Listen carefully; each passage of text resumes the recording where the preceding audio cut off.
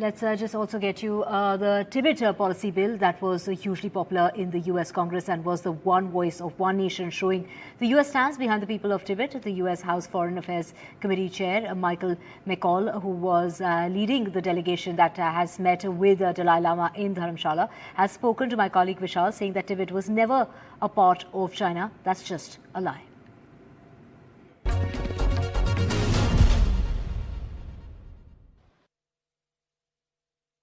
We have with us Senator McCaul. He was the leader of the delegation that visited India to meet the Dalai Lama.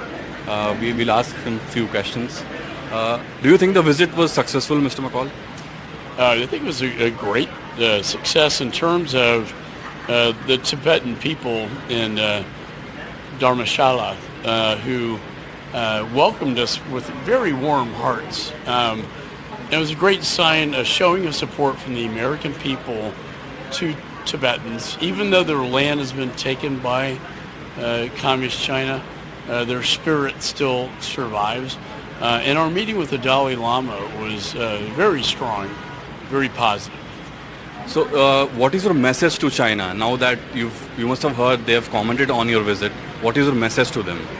My message is do not destroy the culture of these people, their religion, their culture, who they are.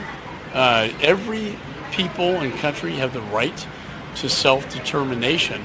So the bill that we passed in Congress basically says it's the policy of the United States to let the people of Tibet determine their fate and their future. And I think that's very important. In extension of that comment that you just made, do you think there's hope for Tibetan people? I do. I know the Dalai Lama believes that he can negotiate with the Chinese Communist Party. I have some reservations about that. But I think our trip obviously got on the CCP's radar to send a strong message that the United States stands with the people of Tibet in this issue. And that Tibet has never been a part of China. And that's just a lie. I mean, Tibet's never been a part of China.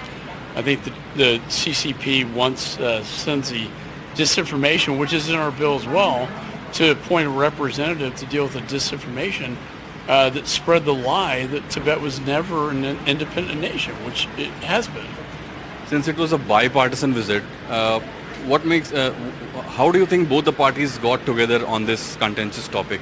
This is a hugely popular issue in the United States Congress.